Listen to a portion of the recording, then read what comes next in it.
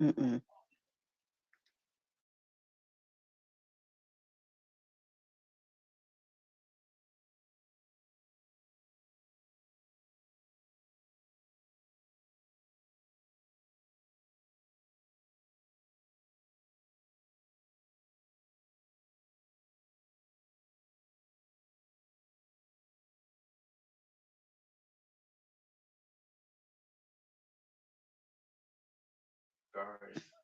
What's up, y'all? I'm just going to give it a few minutes, see if a few people join. I'll be with you in just a moment.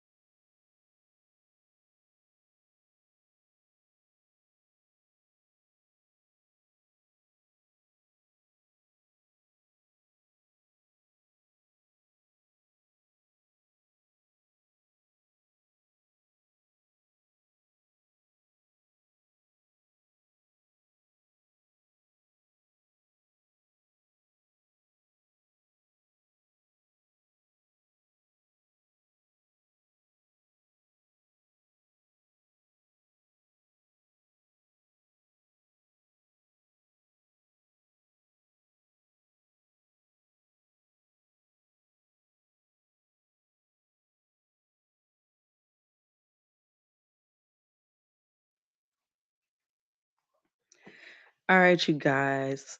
Welcome. Thank you for joining me. We're going to be reading Jada Pinkett Smith's Worthy. All right, so we're going to get right into it. She starts off saying, I'm really scared and my heart is pounding hard. The Heroine's Journey, Ojao, California, January 2012. I pulled off the curving mountain road onto what turns out to be the top of a steep driveway leading down to the house of the medicine woman. It's getting interesting already. Whom I just met on the phone only a couple of weeks earlier. I'm sitting and staring down the driveway between a thick overhang of foliage on a beautiful, clear night that should feel magical, but instead feels full of dread. I take a couple of deep breaths, trying to calm myself. I feel crazy. My mind, which was so focused on getting me here, is now suddenly betraying me, leaving me to feel vulnerable in ways that I hate. In this moment, I'm pounded by the same terrifying feeling I felt in past experiences when I put myself in situations that it's a miracle I live to tell. The scariest aspect of those incidents was that whether I lived or died was in someone else's hands, and that lack of control may explain how I'm feeling here in my car at the top of this driveway as I get as I try to get my bearings. I want to be grateful for this moment, for this opportunity, but a feeling of helplessness floods me. All I can think to do is pray with all my heart, as sincerely as possible. My hands pressed together, I try desperately to steady my mind. Don't be afraid, I tell myself. You are in peaceful, beautiful Ojai. I hope I'm pronouncing that right. Why are you so scared? Because, I answer right back, what if this actually kills me? 3 months earlier, in the wake of my 40th birthday, my biggest worry was, well, what if it doesn't? For 2 decades, I have been putting on a good face, going with the flow, telling everyone I was okay. Yet underneath bouts of depression and overwhelming hopelessness how smoldered until they turned into raging hellfire in my broken heart. Unwelcome feelings of not deserving love made it harder to understand the disconnect between the so called perfect life I had achieved and the well of loss I carried with me. Therapy helped up to a point. It got me to 40, but to what end? I would later be diagnosed and informed that I suffer from complex trauma with PTSD and disassociation. But without this guidepost, I was a chronic mess with no fix, no possibility to heal. Every morning, waking up was like walking the plank of doom. Could I make it to 4 p.m.? If I could, I had survived the day. I always wanted to sleep, but I never slept well. My children could put a smile on my face and were my only motivation to keep me going. But more and more, I could feel myself losing my grip of connection to them.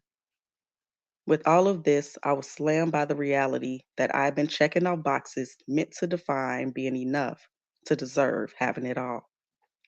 What that meant to me was that I would be enough to be loved in a way that life didn't hurt anymore. Those boxes I'd been checking had not delivered the gifts that had been promised. I followed the rules.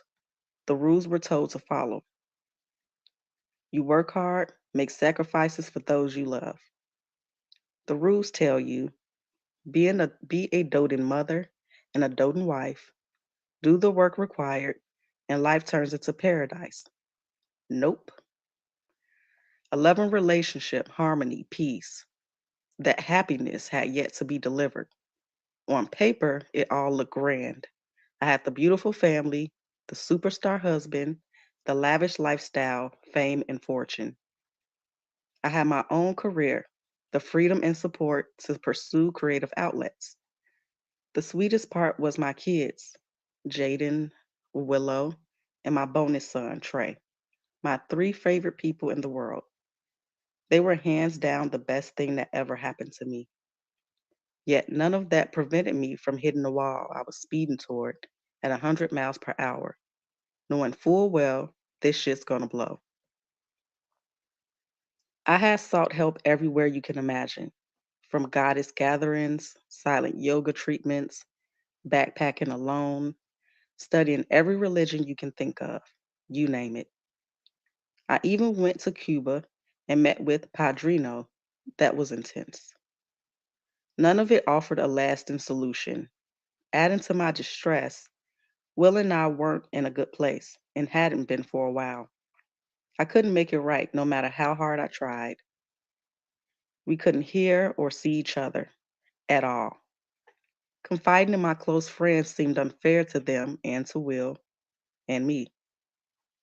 And so, by Thanksgiving, I'd fallen into despair and wanted to be on this earth less and less. This was not living. Suicidal thoughts were not completely new to me. What was new, I begun to think about how to have a fatal accident that wouldn't look intentional for the sake of my kids. If I remained the way I was, what good would I be to them anyway? Besides, I told myself, they will be okay. They will have their father, a devoted and great dad. Their being okay, in my mind, depended on me doing a good job of making my death appear to be conclusively accidental. As grim as it may sound, the world had become less heavy now that I had a solution, a plan for my own exit, and I was resolved.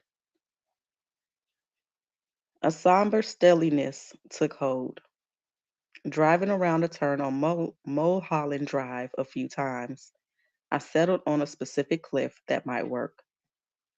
I'd have to summon the courage to drive fast over the side, probably at night. Fatal car accidents happen all the time on Mulholland. My only hesitation was that I might not die. Being practical, I pulled over to assess how steep the cliff was. Maybe in that moment I scared myself. Maybe I couldn't do it.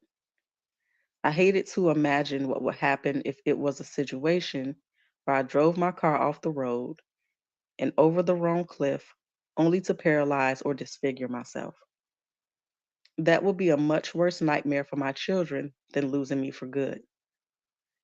Clearly, I would have to find higher, steeper cliffs somewhere, maybe outside of LA, on my way to Big Sur. And that became the revised plan. But before following through, the universe intervened. in our living room, no less. It was there that a conversation took place that got my attention. Moises, age 17, and his brother, Mateo, 15, are two of Jaden's very good friends and have been like surrogate sons to me. Out of the blue, Jaden summoned me from the kitchen into the living room because he wanted me to hear the story Moises and Mateo were sharing about their father.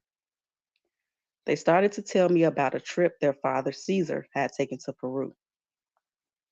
They were really excited to share news of Caesar's experience with me, knowing that I'm a spiritual seeker like their dad.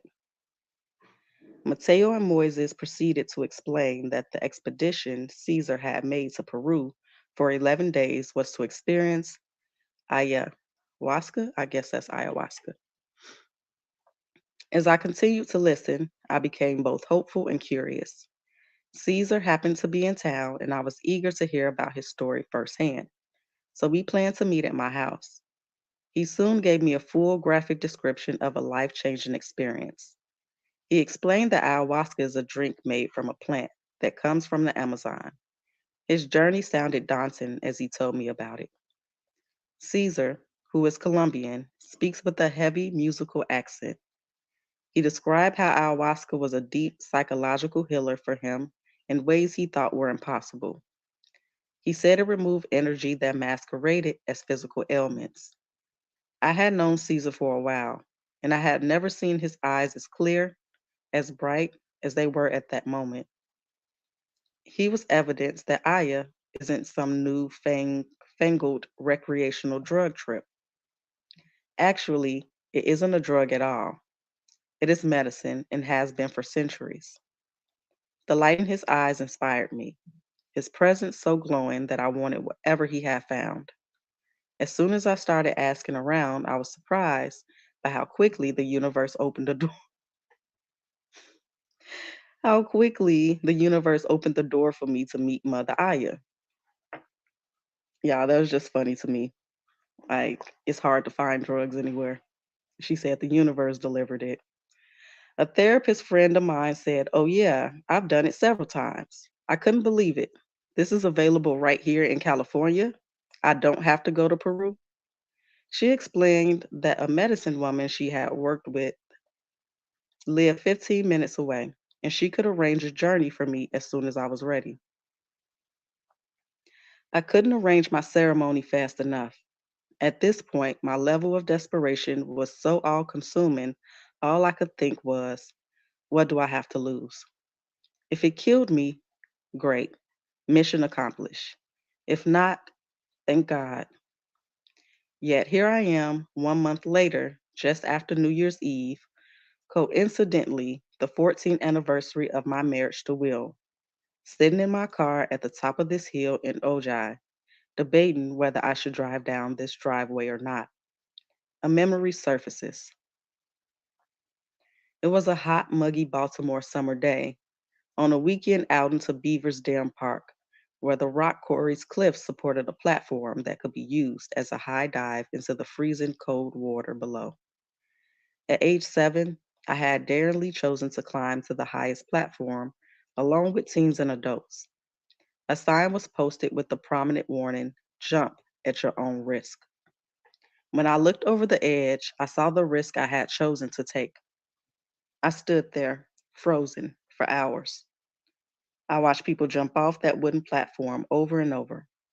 It started to become a thing that there was a little girl too afraid to jump. Everyone who climbed up tried to give me encouragement. "It's not bad at all. It's easy. You can do it." I heard as folks went flying off toward that cold water in playful summertime bliss. Many would yell back to me once they resurfaced, "See, it's fun. Go ahead and jump." I stood there in limbo for so long that the point came when my mother yelled up at me, "Enough. You have to jump, Jada. Come on." Finally, I walked to the edge and jumped. Though I hit the water hard and it stung, I felt proud of myself that I'd done it, and the sting was worth the accomplishment. I'd conquered fear. I swam to shore, and it was a great day. With that memory, I mustered the courage to get out the car. After grabbing the apples, oranges, and flowers I have bought as an offering to Mother Earth and Mother Aya, and to any other divine energies out there willing to look over me tonight, I'm on my hands and knees at the top of the driveway, praying. Please show me the truth I need to see, but please be gentle. Please, please show me if there is something wrong with me and show me how to heal it and give me the courage to do so.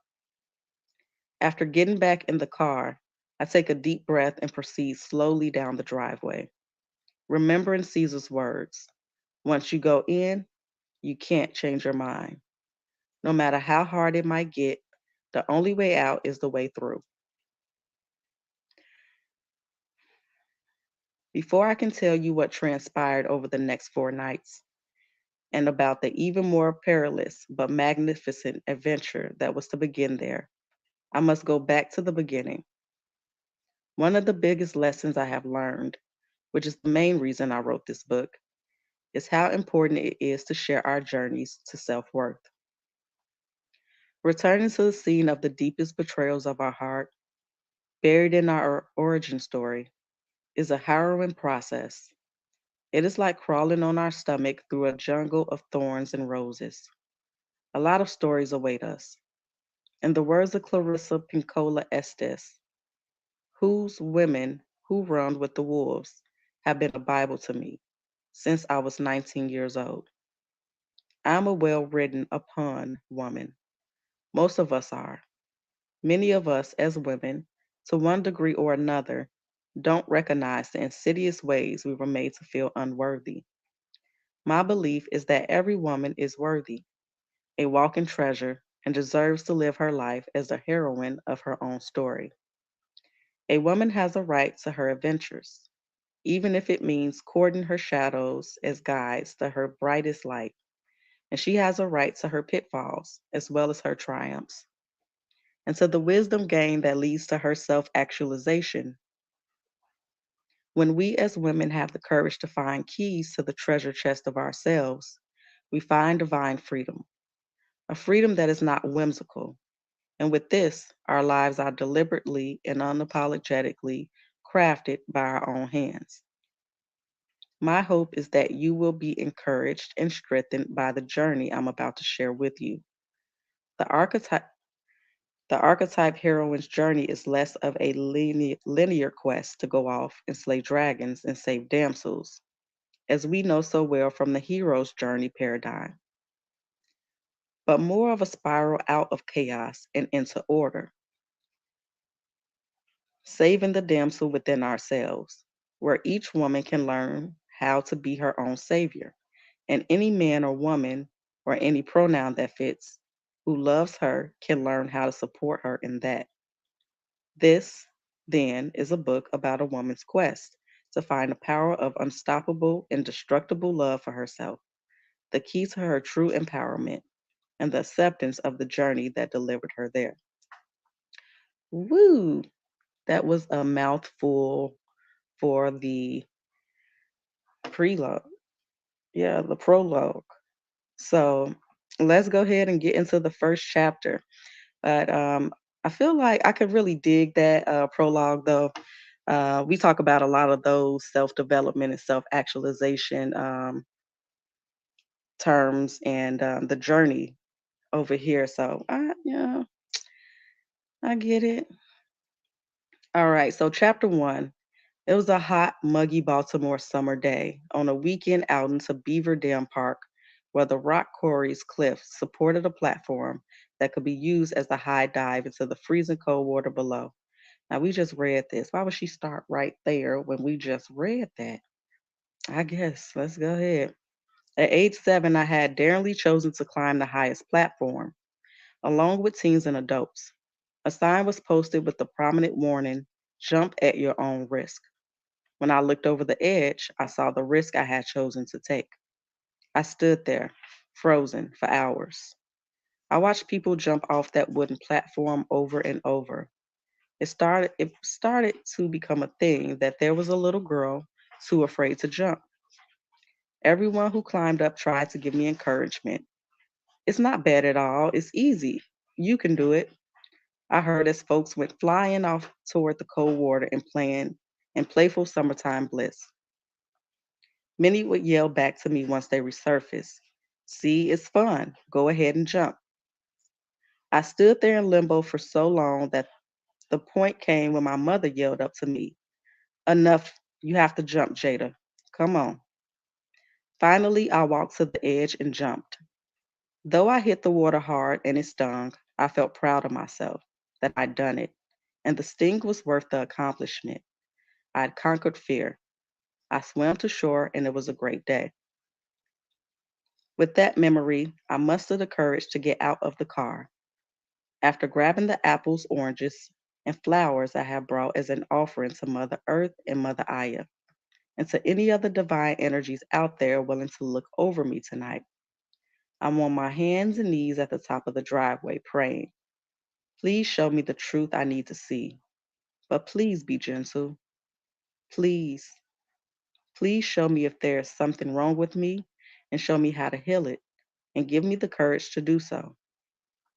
After getting back in the car, I take a deep breath and proceed slowly down the driveway, remembering Caesar's words.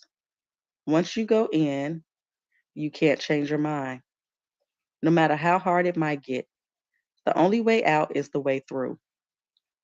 Bef- Before I can tell you what transpired over the next 4 nights and about the even more perilous but magnificent adventure that was about to begin, I must go back to the beginning. One of the biggest lessons I have learned, which is the main reason I wrote this book, is how important it is to share our journey to self worth. I'm going to skip ahead a little bit. My grandmother's garden is close to midnight in the warm summer darkness, and I feel wild and free. I'm doing something I have no business doing, and I'm loving it. Living on the edge is already a habit, and in the years to come, will be an addiction. I've just slipped out the kitchen back door to an alley behind our modest row house on Price Avenue, a side street tucked in between two main thoroughfares. In the working class neighborhood of Northwest Baltimore's Pimlico Heights, I press myself up and over the old metal gate and land on my feet like a cat. These are the moments when my dance and gymnastics classes came in handy. I charged down the alley, turning a sharp left to head south, then east, then north, in a kind of horseshoe direction. I'm 13 going on 14, and I'm on a mission to see my 16-year-old boyfriend who works the overnight shift at the 7-Eleven. It's about 25-minute walk that by day is full of the noisy hustle and bustle of business and traffic, but now it's mostly quiet. Small sounds, a delivery truck here or a train rattling by over there, punctuate the silence. There's a working class neighborhood that butted up against a hood that is, let's say, tricky. All kinds of characters trickle into this area, especially at night. Gotta keep my eyes open and my guard up. My route runs past the Reister Town subway station, which is how I get around when moving to different parts of town, followed by a shopping mall with a Payless and a Kmart that my mother and I frequent, and then along sleepy residential blocks where many of the lights are out. At times, it's so dark I can barely make out the homes of friends who live in the neighborhood. My stops and starts take me across two well trafficked parkways, still in the darkness, and finally up a less dark stretch that will land me at the brightly lit glass doors of the 7-Eleven.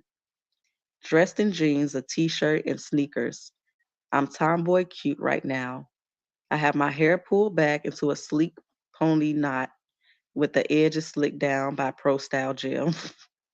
And because of the humidity, I probably hit him with a tan show stick as well. I gotta be cute, but not stupid. 4 years earlier, when I was 9, I was leaving my grandmother's house to walk to a nearby shopping mall. Her neighborhood is considered upper middle class, predominantly white, with a huge Hasidic Jewish community. At screaming distance from my grandmother's, I wasn't overly concerned when a young white guy driving a beat up gray car pulled over next to me on the curb. He leaned toward the open passenger window. Hey, yes, I answered. Have you seen a puppy around here? I leaned in a little closer. No, I haven't seen a puppy. Do you know where Graveyard Street is? As he spoke, I noticed him jerking off through the opening of his dingy trench coat. Yikes. No, I muttered. I kept walking. The flasher didn't drive off immediately. By reflex, I glanced to my right without turning my head, making sure he didn't jump out and try to grab me. Right there, unfortunately, was a synagogue parking lot. No, I'm sorry. Right there, fortunately, was a synagogue parking lot. I moved toward it as if it were my destination, just in case. I kept strolling and he pulled off. I turned to watch him leave and made sure he didn't turn a corner to come back around. He screeched off, but I kept my eyes on him until he disappeared. In that moment, I learned you gotta have eyes in the back of your head. Show no fear and act like you're not fazed. You can tell the heart of a predator by what they hunt. Eventually, I learned that if you don't look like easy prey, cowardly predators will move on. Part of staying safe was hiding my feminine nature and taking on a more masculine bravado in how I carried myself. Even as a kid, I wasn't scared. I was disgusted, disrupted, but not scared. It was moments like these that taught me I had to be rugged and super vigilant.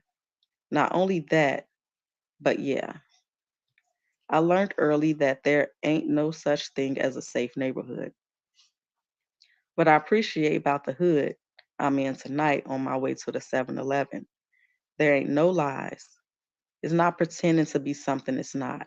Safe. I know what it is. My instincts are dialed in, and I've learned how to navigate this concrete jungle. I know how the various predators move, and I'm dressed to move quick, fight as hard as I have to, or retreat and hide. But tonight, the air is full of excitement, and I can't wait to see my dude. It's the summer of 1985, and at 13, I'm coming of age on these streets. My mother, Adrienne, newly separated from my stepfather, is an RN in a hospital maternity ward and has recently begun working the graveyard shift from 7 p.m. to 7 a.m. She is like most single moms who work hard to keep the lights on and food on the table, who can only hope and pray that they put enough fear in their children to adhere to the laws they lay down about how to behave when they aren't present. And of course, I am not that child. In fact, I make it my business from 7 p.m. to 7 a.m. to ignore every law my mom ever thought of. And that's how I feel on this balmy summer night, free, unguarded, unwatched, loving my wildness. There is something comforting about the warmth of the air in these late hours, the muggy, oppressive heat of the day, when humidity levels tend to rise to miserable heights, is gone. Years later, I will often summon nostalgic memories of East Coast summer nights like this one. The thickness of that air can feel almost protective, like a warm hug. In hindsight, I thank all the powers of the universe for hovering over me in these days.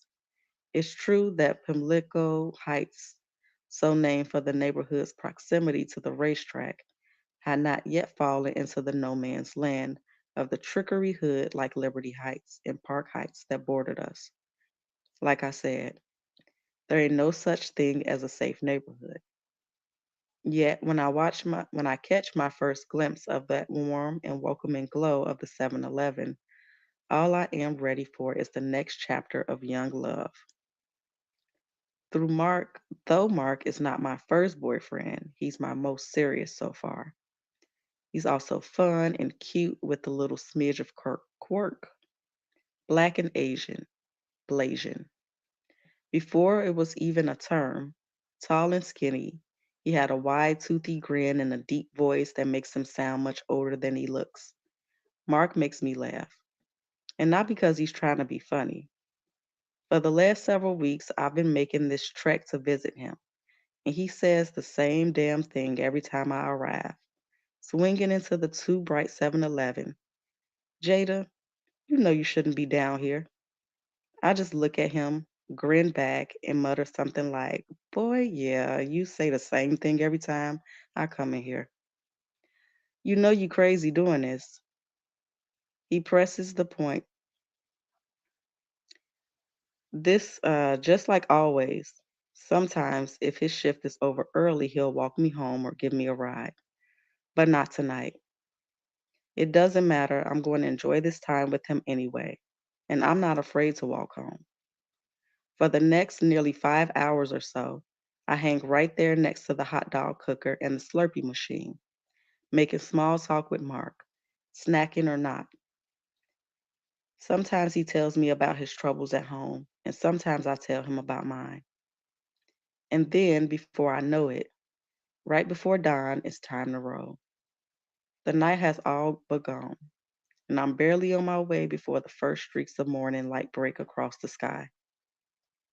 The excitement I felt hours before is replaced by a sense of accomplishment, mixed with melancholy, that the night has ended. Now my focus is making it home before my mom does, because if she ever finds out where I've been, that's my ass, for real. By 6 a.m., the grinder of another hot, muggy summer day has begun. Traffic thickens on the parkways, and folks are heading out for early shifts. The sounds of news and music rev up from open windows and from car radios. All the more reason to hustle home. The irony is not lost on me that I watch out for unpredictable dangers by night, but by day I have only to fear the wrath of Adrian. As is my drill, I slip back inside our row house, locking the door behind me, and fly up the steps to my bedroom. When my mother arrives home around 8 a.m., she doesn't come upstairs to check on me right away. Why would she? Her assumption, I'm sure, is that I'm safe and sound, fast asleep in bed, where I've no doubt been all night. But safe is just one of many lies at this point in my life. Whenever I think of my origin story, it's not really set on the streets of Baltimore. I think of Marion Gardens. Marion was my mother's mother. Some of my earliest memories were formed at her side, out in her garden, l- learning powerful lessons I would use for the rest of my life. Adrian was the youngest of the four children born to Marion and her husband, Gilbert. My grandfather was an MD who served as the head of the words broken up, anesthesiology at Providence Hospital, which catered to a predominantly Black community. Grandfather maintained a private practice as a GP, smoked a pipe, said little, and adored his wife. I was the firstborn grandchild because my mother and my father, Rope Saw Pinkett, were only married for just over a year, and mom was only 17 when she became pregnant with me. We moved back into her parents' house when I was a toddler, and for all intents and purposes, that was home for much of my childhood. The house was nestled in a family friendly upper middle class neighborhood. We were one or two Black households in our immediate area, which was northwest of downtown Baltimore. In one direction, there were larger, more opulent single family homes with big backyards. In the other direction, Lower Park Heights, was an area torn by the ravages of addiction, violence, and poverty. Directly across the street from us were large apartment complexes, almost entirely inhabited by members of the Hasidic Jewish community. Our neighbors definitely had their own flow. Grandmother taught me very early about how the Hasidic community lived and the importance of respecting their customs. She explained that I should not be offended if they didn't socialize with us. Keeping to themselves was simply their way of life. Groups of Hasidic women in wigs and long dresses would walk up and down the neighborhood nearly every day, pushing babies in strollers with other young ones in tow. The Hasidic men all had beards and wore big hats and prayer shawl tucked under their jackets with strings that hung below their pants pockets. I was always fascinated by their attire, not knowing the reasons behind these choices until many years later. I also like watching the families out together on the street, coming and going, usually to and from the synagogue. In the process, I was taught to respect differences and that those differences didn't have to make us hate one another.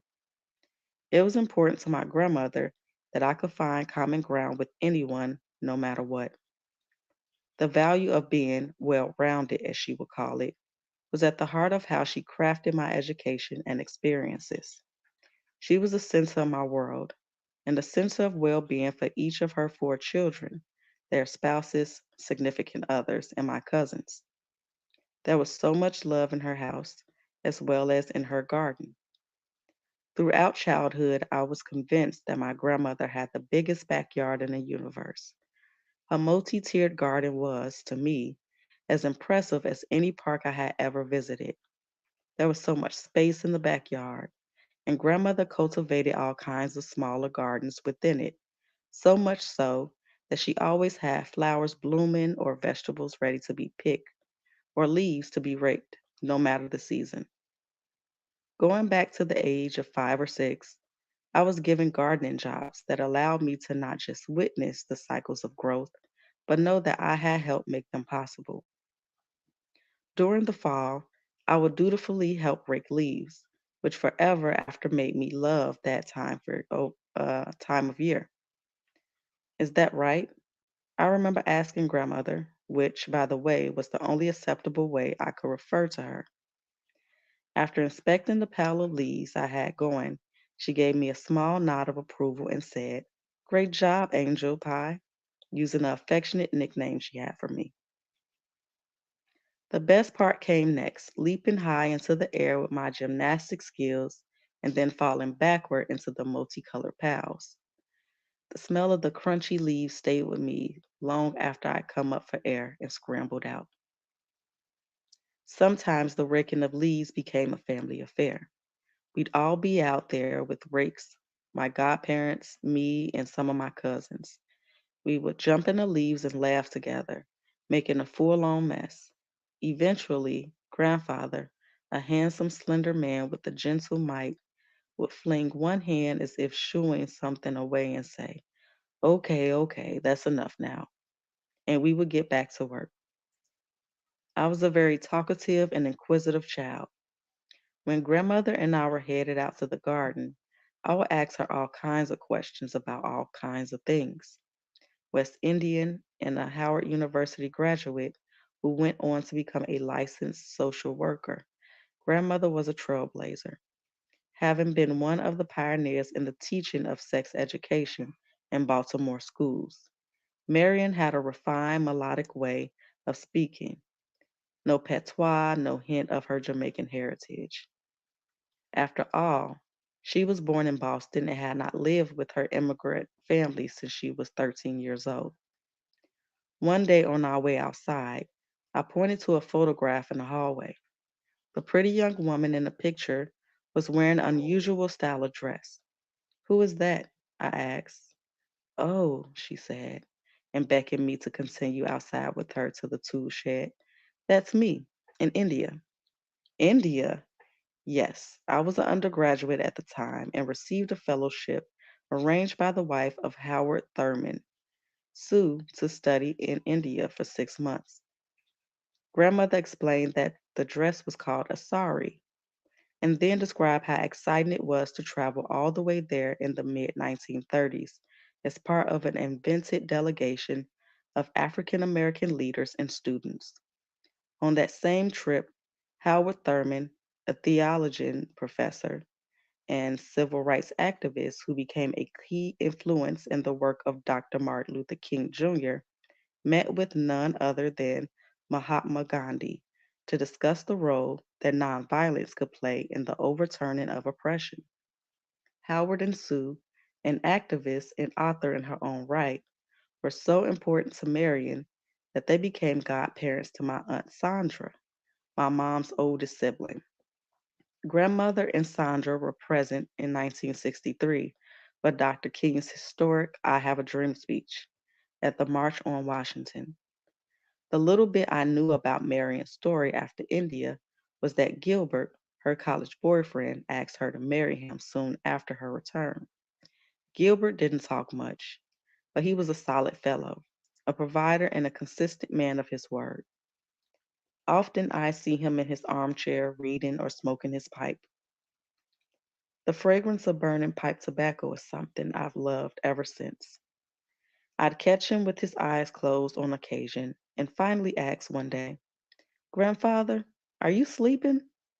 "No, I'm just resting my eyes," he replied, not bothering to open them at all. Hey, mhm. A brief smile passed across his face. Resting his eyes. Hmm, poor Gilbert. He must have been wondering, didn't we just get our grown kids out of this house? Now we have a little one up in here. I was in everybody's business. In my grandmother's house, our day to day life had an orderliness. Having set jobs to do made me feel I was contributing. They might have been hard, but they were never boring. That was because Marion Banfield understood how to turn the mundane into magic. Looking back, I can see that she was, in fact, cultivating two gardens. One of them was the garden in her backyard. Her other garden was me. Grandmother poured everything she had into my cultivation, growth, and learning, just as I watched her pour everything into the soil of her garden. Literally, once as we carried out the compost bucket, Marion egged on my curiosity. "What do you think is in there?" I smelled. Lemons? Lemon peels, yes. In that bucket, there were also fish heads, apple peels, coffee grounds, and whatever scraps had been collected in the kitchen. This was decades before composting became mainstream. See, we're getting the earth ready. The worms will come and till the soil for us. In a few days, we can plant seeds. My grandmother's garden was my school and my playground.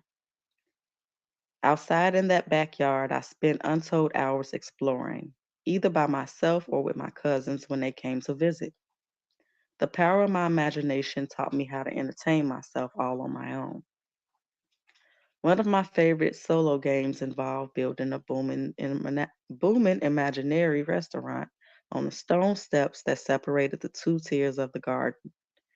There was plenty of dirt available for making mud pies that I cook up with weeds I picked and then decorate the tops with flower petals. Dandelion mud pies became the specialty of the house. If I wanted to go on an adventure, I could hop on my big wheel and cruise across the small wooden bridge that separated two sections of the garden. Crossing from one part of the backyard to another was freedom. Every day I found new treasures waiting for me outside. At that first tier was grandmother's rose garden, and in the beauty of each bloom and in the thick thorns on each stem, I saw how nature created a boundary to protect its prize. Up above the roses was the vegetable garden, string beans, tomatoes, snap peas, and zucchini, all in abundance. To the right was a strawberry patch. There were other fruits, but I loved the strawberries the most because that was where the rabbits gathered, and in spring where the baby bunnies would appear. One spring day when I was 5 years old, I was in the strawberry patch, about to pick up one of the baby bunnies, and grandmother stopped me. Warning: Angel Pie, don't touch the baby rabbits. If the mother smells your scent on her baby, she won't take care of that bunny. Okay, I said, disappointed. She had to remind me a few more times because I was so in love with the tiny rabbits. Instead, I resolved to take on the job of monitoring how many there were and making sure their little hollow was safe. Over the months that followed, I saw them grow up and eventually leave our garden, hopping off to their gardens to have bunnies of their own. Everything grew if given enough sun, fertilizer, and the right amount of water. Evidence was in every patch of dirt. There were purple pansies and orange marigolds that I'd helped grandmother plant. There were tulips of many colors all around, and another small herb garden where grandmother grew mint. Marion loved to drink fresh mint tea. She brewed it almost daily. Mint was one of the first things I planted when I became an adult and started my own garden. By that time, I had been away from Baltimore long enough to realize that what I thought was the biggest backyard in the universe was not nearly as big as it once seemed. Marion always modeled a work ethic. Her point was that even the most basic chores, like weeding, required thought and effort. Grandmother ran a tight ship. She loved a spick and span house, and to this day, so do I. When I tell you that I taught how to clean a house from floor to ceiling, I am not exaggerating. Cleaning a bathroom was not just scrubbing sinks and tubs and toilet bowls, it was a procedure. Scrubbing and cleaning every inch of porcelain, including all the cracks around the base of the toilet. Cleaning the floors and windows was not easy, but nothing came close to tackling the floorboards. She wanted those floorboards to look brand new. Grandmother was not stern, but she was a serious taskmaster. Angel Pie, I need you to make sure you scrub. So I scrubbed. Instead of getting frustrated, I accepted those lessons as a challenge. I had a capacity to be meticulous anyway. I guess it has to do with being a Virgo. The real test, though, came when I finished one section of the floorboards and grandmother put on the white glove, not the white glove girl, and wiped her finger across the top. I'd hold my breath every time. If she raised the clean glove finger, I could keep going. If not, as in most chores not done to her liking, grandmother had no problem making me do that same section all over again. The larger lesson was a lasting one, that how you apply yourself in the small daily task is how you will apply yourself in the big task of life. I learned all that she had to throw at me: dusting, washing window panes, setting and clearing tables, doing dishes, pots and pans. Cleaning right was all about paying attention to details. But those floorboards, they had to be pristine. I fear a white glove to this day. There was no spanking allowed in my grandmother's house, no tickling either, and we were not allowed to play hide and seek. These rules were not random, and when challenged, grandmother pointed out that spanking or beating children was reliving the horrors of slavery.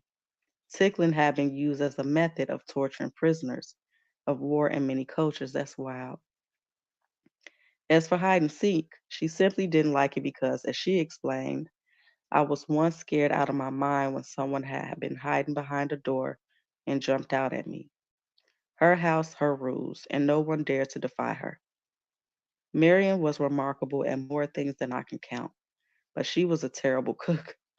She liked to create her own dishes, which sounded awful as she excitedly described them, and were even worse when served.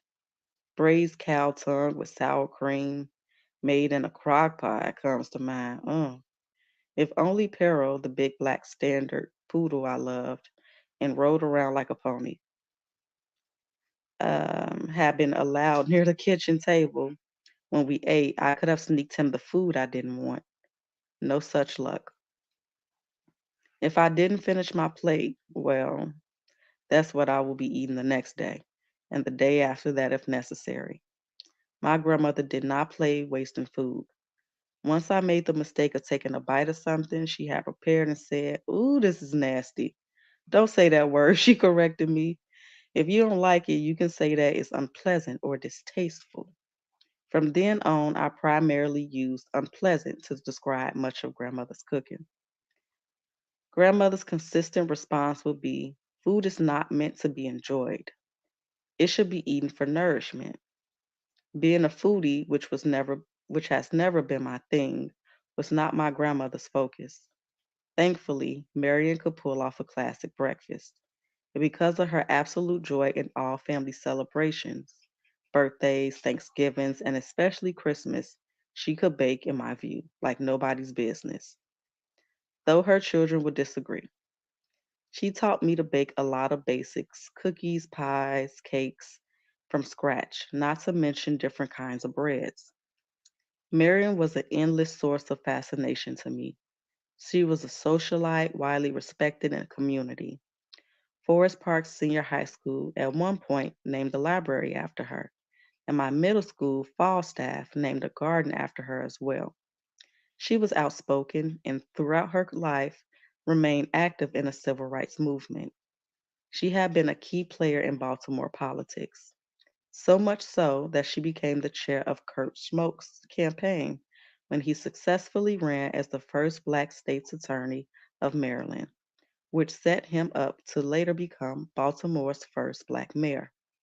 Grandmother has seen the world, traveling to places like Kenya and Ecuador, Russia. They seem so exotic and so far away. I couldn't even imagine them. But then she would vividly describe her travels and give me a little souvenir, dolls from South America and necklaces from Africa, and those places would come alive. Many of those keepsakes live with me still. As early as I could recall, girl, this a long first chapter, girl. Grandmother had me in tap dance, piano lessons, and pretty soon after that, tennis, gymnastics, and whatever else seemed enriching. And whatever else seemed enriching. She wanted me to read what she considered classic children's literature. Alice in Wonderland, Roll of Thunder, Hear My Cry, The Learning Tree, Gulliver's Travels. My reading was part of the summer school program that she created just for me because she believed I could have summertime fun and still make room for learning. There was no such thing as taking a break from education. Right, she said food supposed to taste good. Yeah, she tripping. Not everything she devised made sense to me, but here is what I was sure of, that my grandmother loved me to pieces, and there was no use resisting her will because I wouldn't win. So later on, when she decided to coordinate an after school program to teach kids flower arranging at my middle school, I went with the flow, sort of. My inner monologue sounded something like, who does this? We going to learn pottery? Grandmother announced one day when I was 8. It's wonderful to learn how to throw clay on the wheel.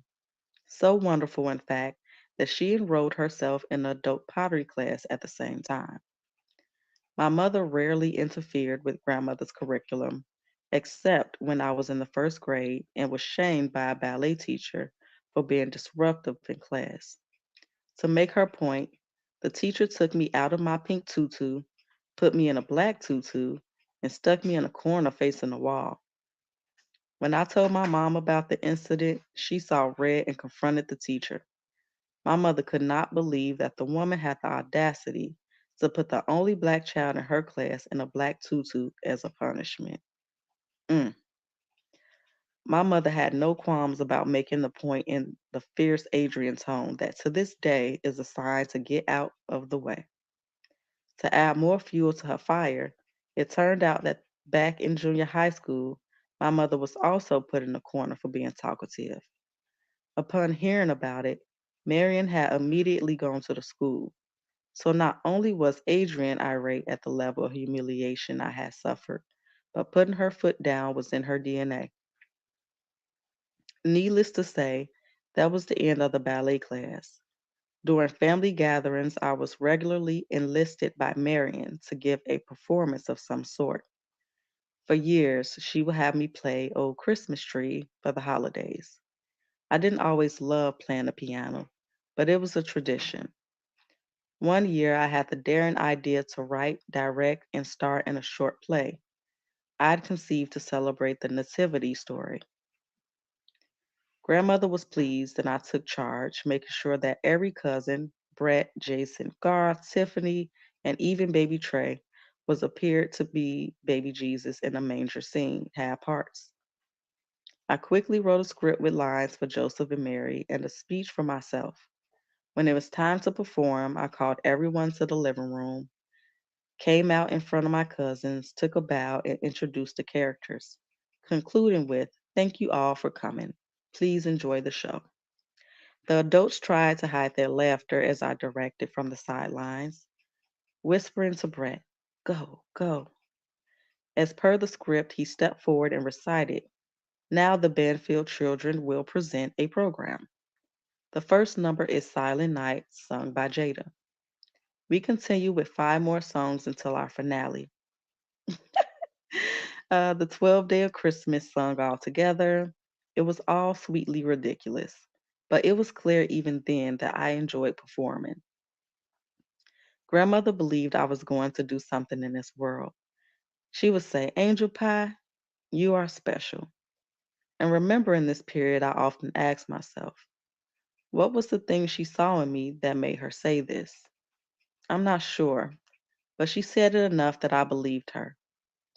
Marion planted every possible seed at her disposal in order for me to become whatever I so chose. She didn't say, learn to challenge the status quo. She didn't have to, because I watched her do it. Yeah, I bought it. Um, do, do, do. She didn't have to because I watched her do it. She didn't say, don't take everything at face value. She wanted me to value my own opinion. A light flicked on for me at a young age when we were walking through the supermarket, and I asked if we could buy Nesquik, which I like to put in my milk. We can't buy any Nestle products anymore, she paused and explained. We are boycotting Nestle.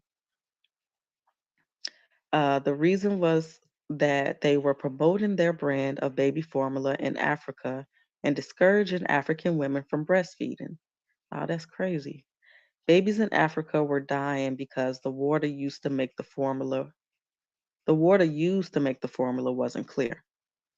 I was horrified and suddenly resolved. We can never buy Nestle products again? I knew immediately that was the right thing to do. This was one of my first lessons of activism.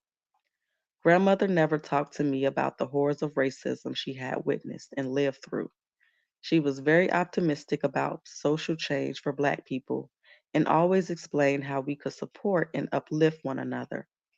Her belief was that a child's mind should be fed with hope so they would work for change as an adult. Yet she felt just as strongly that it was essential to know your history. For that reason, in January 1977, she took exception in the ironclad rule of my 8 p.m. bedtime. This was for the ministry's roots, adapted from the groundbreaking book by Alex Haley. Let me see when that chapter, so let me see what page we on. 25. Let me see where Tupac stuff come in. Real quick, real fast. That would be, y'all, we only on the first chapter, child. Um, Let me see. Is it named by that?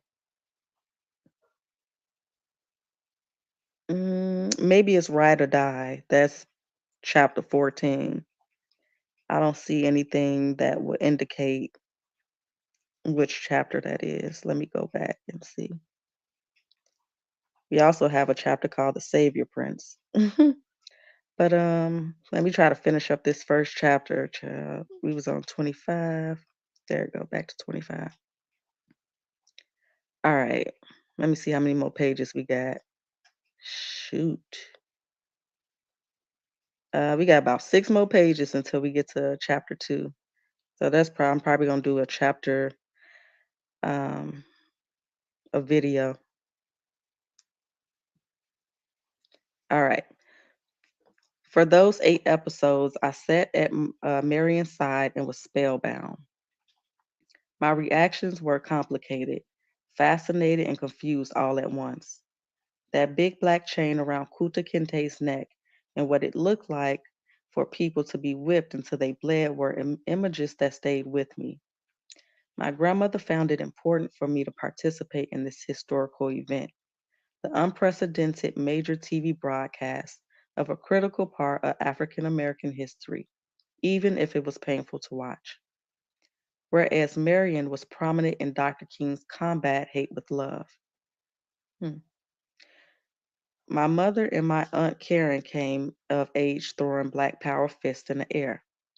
Either way, taking a stand against injustices was instilled in me early. Marion called herself an atheist, but her mission was to expose me to all religions and philosophies so I could find meaning for myself.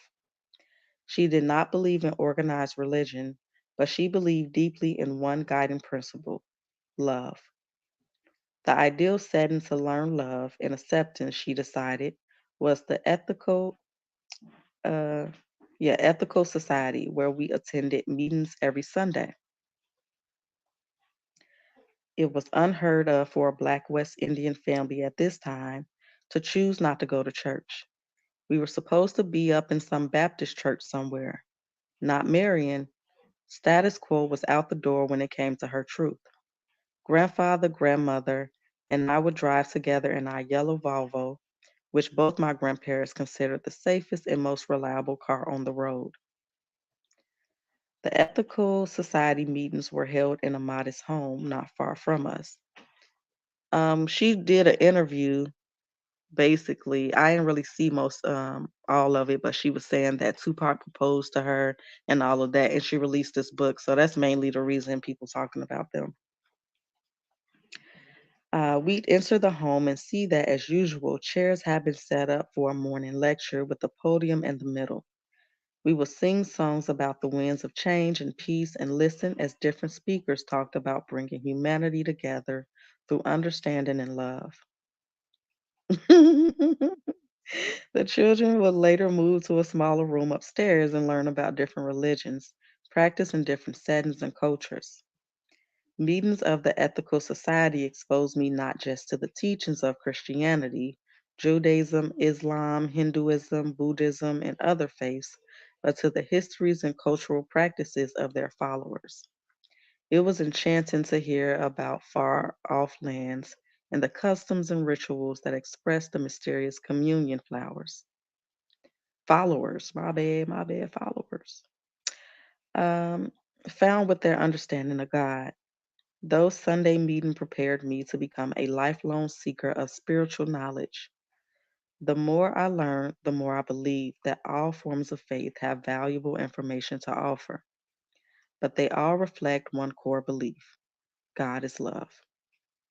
Jesus could be a path, as could Allah and Buddha, but the fact was the higher power was going to make itself available according to an individual soul's needs.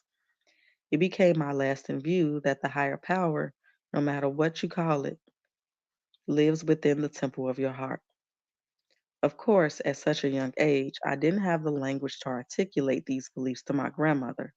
I just knew that my heart and my mind were allowed to be open in that place because grandmother made the choice to take me there.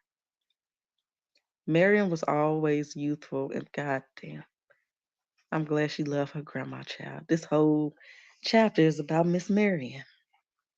Marion was always youthful in my eyes and very beautiful, with the most glowing cocoa complexion and a smile that could electrify any atmosphere.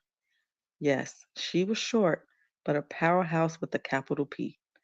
We were not a huggy, touchy family, but I do recall from when my grandmother held my hands or scrubbed my fingernails that she had beautiful, soft skin on her hands. Her hair was black and silky straight. She was Jamaican with East Indian blood, as well as having a grandfather who was a Jewish man from Portugal. Gilbert, whose family was from Barbados, had a true immigrant experience and could recall traveling to the United States as an only child with his parents through Ellis Island. He had striking good looks even in his later years. Beauty ran in the family. My mother was always a true head turner, and so too were her big sisters, my aunts, Karen and Sandra.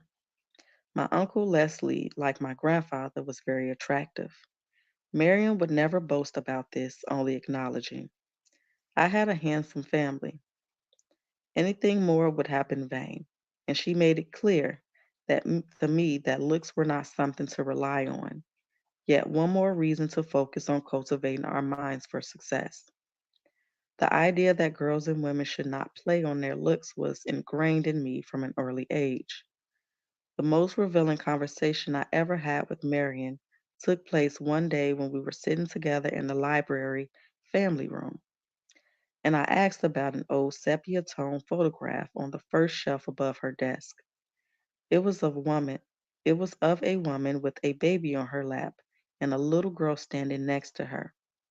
The girl's expression was a bit somber, and the eyes of the adult woman were vacant. Grandmother, who's that? Was all I asked. She took the photograph down, stared at it for a second, and then pointed to the woman in the photo, saying, "This is my mother." And then she pointed to the girl who was standing and said, "That's me." She was so cute in her little dress. Grandmother pointed to the child on her mother's lap.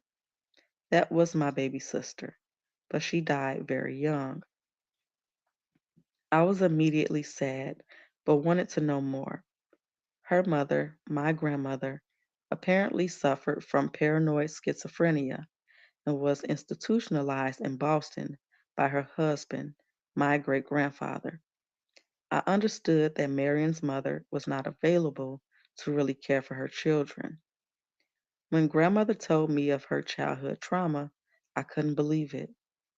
In my eyes, she had a perfect life. Grandmother worked very hard to give that perception, but it could not have been further from the truth. As an adult, I found out that Marion traveled back and forth to Jamaica during her childhood. During a visit when she was 13, she got pregnant. The details, under what circumstances she was impregnated, are not clear. But Aunt Karen, the family historian, and I came to the consensus that probably Marion wasn't aware of what sex was. She never gave the impression that she had been raped. It seemed as if she simply didn't know what was happening, and it was an innocent mistake. Interesting. The fact that she was so adamant about teaching me at an early age how reproduction worked leads me to believe that ignorance was the biggest culprit in her teen pregnancy. It would also explain why she felt compelled to become a sex educator in the school system when it was still taboo. It is painful to imagine the shame and rejection she faced being Black, the daughter of immigrants, 13, pregnant, and unwed, in the mid 1920s, no less.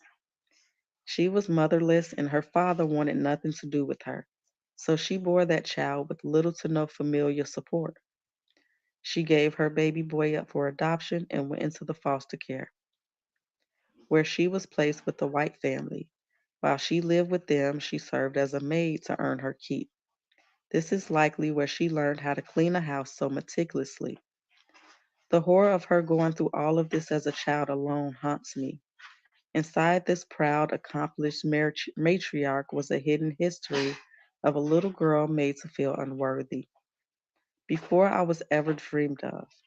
The miraculous part is that Marion did not let the poisons ruin her desire for a good life. Picture perfect as the wife of a prominent doctor and one of Baltimore's most distinguished socialites. Marion was far from perfect, but she was a woman of worth and a hell of a heroine. She had built her life an extraordinary garden in spite of the past.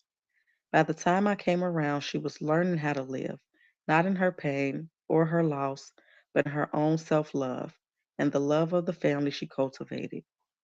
Her house was a place of warmth and refuge, not just for me, but for the whole family. She had created a sanctuary for her children and her children's children, a lasting legacy of love. In grandmother's house, within her handmade haven, I saw how familial love could pull you through seemingly impossible times. I witnessed the miracles of healing in my grandmother's house for her grown children, each of whom, at different stages, needed to return home for a reprieve from the harsh world. She didn't always agree with her children, but she loved them fiercely. Her grace, tenacity, and devotion were constant reminders that no one is beyond the possibility of redemption. This lesson of faith was the greatest gift of my young life. It was here in my grandmother's house, in my grandmother's garden, that life was right, life had purpose, and life was full of love. I heard it in the nightly sound of my grandmother at the piano playing Beethoven's Moonlight Sonata. After she put me to bed, as much as I hated to have to go to bed, listening to her play that piece in particular was so soothing. She played it beautifully. I don't think she could go to sleep without playing it. I know I couldn't go to sleep without hearing it. We all have traumas in our childhood that can make us overlook the beauty that surrounds us. Oftentimes, we believe we have to focus more on the negative events because they created so much pain. Some of us believe holding on to the negative is what protects us from not experiencing that pain again. That couldn't be further from the truth. Unfortunately, we tend to relive aspects of the negative experiences because we stay stuck by consciously or unconsciously holding to the negative thoughts or our painful experiences are birth. Don't forget the beauty that surrounds you, that fed you and nourished your energy in a way that helps you get here to where you are today. Take time to remember the joy that existed so that we can reconnect our inner child to those pleasant moments that fed us, the hope we needed, that gave us the strength to make it to this moment. You are so much more than your trauma. What I find helpful exploring my memories and feelings with pens and papers. If you find some quiet time today, take an opportunity to write three beautiful memories from your childhood or simply from your past that helps you to nourish the beautiful you that you are. By the way, you are a golden soul. All right, y'all. We're gonna be done for the day. That was chapter one. Ooh, so chapter two we'll do tomorrow. It's called The Blessed Child of Two Addicts. So make sure y'all subscribe. And I guess we're gonna do it around the same time tomorrow, more than likely. I might have to do it earlier. But anyway, I'll set up a reminder so everybody can know. And I'll see y'all later for chapter two, The Blessed Child of Two Addicts. All right, y'all. Thank y'all for hanging out. Appreciate it.